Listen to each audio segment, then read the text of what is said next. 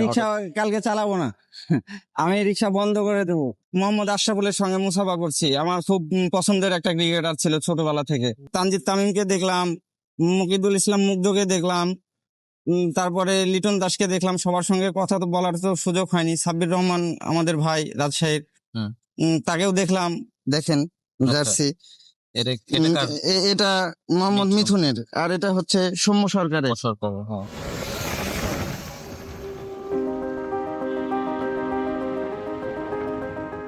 মামা, রাজশাহীতে তো আগামীকালকে একটা ম্যাচ আছে, আপনি দেখলাম স্টেডিয়ামের আশেপাশে অনেক ফ্যান ছিল, মানে খেলা দেখার ইচ্ছা আছে নাকি? জি ইনশাল্লাহ, আমি সুযোগ পাইলে খেলা দেখার আমার খুব ইচ্ছা আছে। আসলে তো আমি অনেক ছোট খেলা দেখবেন কিভাবে? কালকে তো আপনি তো আমি রিক্সা কালকে চালাবো না। আমি রিক্সা বন্ধ করে দেবো।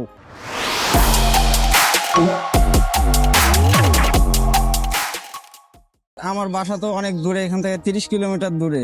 আচ্ছা, আমি সকালে হয়তো 8টা 8:30টার সময় গাড়িতে উঠে আসে, হয়তো 10টা বাজবে আমার এখানে আসতে। রাস্তার পরিস্থিতি একটু খারাপ আছে এখন। তো 10টার মধ্যে আমি স্টেডিয়ামে ইনশাআল্লাহ পৌঁছে যাবো। আপনি যে রিক্সা চালাবেন না, এটা তো আপনি তো রিক্সা চালাই উপার্জন করেন, আপনার লস হবে না? না লস না, আমরা তো গরিব মানুষ, আমাদের লস বলে কোনো জিনিস নাই। আসলে খেলাধুলার মধ্যে অনেক আগ্রহ আছে, অনেক ভালোবাসা আছে। আমার এই ক্রিকেট খেলার প্রতি আমার অনেক ভালোবাসা। কারণ আপনি ক্রিকেট ফলো করেন সবসময়?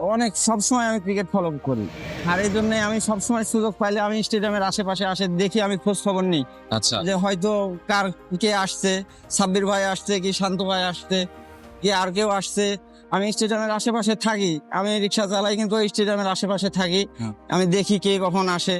এখন তো রাজশাহীতে বেশ কিছু ক্রিকেটার আসছে, ন্যাশনাল টিমের প্লেয়ার রিটন, শান্ত। জি, সাব্বির ভাই আমাদের খেলেছে, তারপরে ফরাদ রেজা খেলেছে, আমি ওনাদের খেলাও দেখেছি। এখন আসলে হয় না, ওই রকম কোনো ইয়ে হয় না। এই জন্য আমি গরিব মানুষই রিক্সা চালাই। মামা, আমার তো ওইভাবে কোনো ইয়ে নাই। সুযোগ পাইলে আমি খেলা দেখবো ইনশাআল্লাহ। আজকে তো মামা অনেক ক্রিকেটার আসছে রাজশাহীতে, আপনি তো গেছিলেন, কারোর সাথে দেখা হয়েছে কিনা বা কথা হয়েছে কিনা? জি ইনশাআল্লাহ, আমার অনেকজনের সঙ্গে দেখা হয়েছে, সবার সঙ্গে কথা হয়নি। তো আমি প্রায় 12টার পরে আমি গেছিলাম ওখানে। যাওয়ার পরে আমি বাইরে, স্টেডিয়ামের বাইরে অবস্থান করছিলাম। তারপরে দেখলাম একে একে সব বের হয়ে আসছে, কোচিং স্টাফরা, তারপরে প্লেয়াররা আসলো। তারপর সবাই তো অনেক, তানজিদ তামিমকে দেখলাম, মুকিদুল ইসলাম মুগ্ধকে দেখলাম, তারপরে লিটন দাসকে দেখলাম। সবার সঙ্গে কথা তো বলার তো সুযোগ হয়নি। সাব্বির রহমান আমাদের ভাই রাজশাহীর, তাকেও দেখলাম। তারপরে ছেলে পেলে মানে অটোগ্রাফ নিচ্ছিল। আমি জার্সিটা নিয়ে যে দেখেন জার্সি, এটা মোহাম্মদ মিথুনের, আর এটা হচ্ছে সৌম্য সরকারের। ওনারা আমার গেঞ্জিতে অটোগ্রাফটা দিয়েছে, এটা আমার কাছে খুব ভালো লাগছে। এবং আমি খুবই আনন্দিত যে আমি মোহাম্মদ আশরাফুলের সঙ্গে মুসাফা করছি। আমার খুব পছন্দের একটা ক্রিকেটার ছিল ছোটবেলা থেকে। আসলে আমি ওর মতোই খেলার চেষ্টা করতাম, তো আমার কপালে ছিল না, আমার খেলাধুলা কপালে ছিল না। আমি খুবই মানে নিম্নবিত্ত পরিবারের একজন মানে সন্তান। তো যাই হোক, আমি এখন আনন্দিত। তারপরে আমি খুব আনন্দিত যে তাদেরকে আমি দেখছি, তাদের সঙ্গে কথা বলছি। একবার ঢাকাতে আমি গেছিলাম রমজান মাসে, এইরকম সময় আমি গেছিলাম। ওখানেও শান্তরা আবাহনীর হয়ে খেলছিল। আমি স্টেডিয়ামে যাই হয়তো 1 ওভার দেখছিলাম। সাকিব আল হাসানকে দূর থেকে দেখছি, কাছে যাওয়ার সুযোগ হয়নি।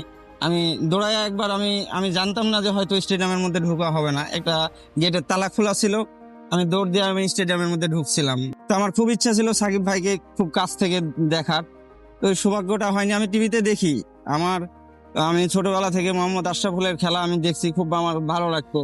তারপরে তামিম ইকবাল, বাংলাদেশের one of the best opener, তাকে খুব দেখার ইচ্ছা ছিল। তো সৌভাগ্য হয়নি, আল্লাহ যদি কোনোদিন কপালে হায়াতে বাঁচায় রাখে, যদি আসে রাজশাহীতে। এবার তো বিপিএল এ রাজশাহী ওয়ারিয়র্স চ্যাম্পিয়ন হলো, আবার রাজশাহীতে বিসিএল হচ্ছে, ন্যাশনাল টিমের প্লেয়াররা আসছে। মানে রাজশাহীর মানুষ হিসেবে আপনাদের কেমন লাগে যে রাজশাহীতে খেলা হচ্ছে, রাজশাহী চ্যাম্পিয়ন হলো বিপিএল এ, কেমন লাগে? এটা খুবই একটা ভালো লাগার বিষয় যে আমাদের রাজশাহীতে সব ইন্টারন্যাশনাল মানের প্লেয়াররা আসছে। আমরা দেখতে পাচ্ছি, তাদের প্র্যাকটিস দেখতে পাচ্ছি, তাদের খেলার ধরনটা আমরা বুঝতে পারছি। এতে যারা হয়তো এই জেনারেশনের ক্রিকেটার, তারা অনুপ্রাণিত হচ্ছে তাদেরকে দেখে বাংলাদেশকে রিপ্রেজেন্ট করার তাদের একটা ইচ্ছা জাগবে। এই জন্য আমরা খুবই আনন্দিত। আমরা আরো আপনাদের মাধ্যমে আশাবাদ ব্যক্ত করি যে যদি ইন্টারন্যাশনাল ম্যাচ আমাদের রাজশাহীতে দেয়, এই সরকার, তাহলে আমরা খুবই আরো আনন্দিত এবং আমরা খেলা দেখে খুব আনন্দ পাবো। এই রিক্সা চালিয়ে নিজের জীবিকা নির্বাহ করেন শিমুল মামা।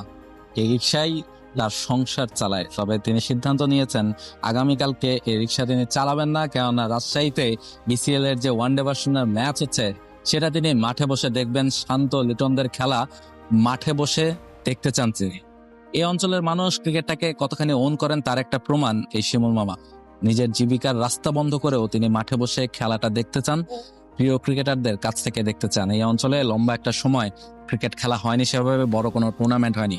ফলে রাজশাহীর অঞ্চলের মানুষ ক্রিকেটটাকে কত ভালোবাসে সেই প্রমাণ তারা বারবার পেয়ে যাচ্ছে।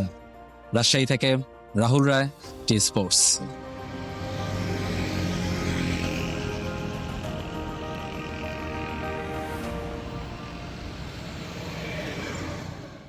For more updates, subscribe to our YouTube channel and click on the bell icon. Follow us on Facebook and Instagram. Download T-Sports app to enjoy exciting games and highlights. Visit tsports.com.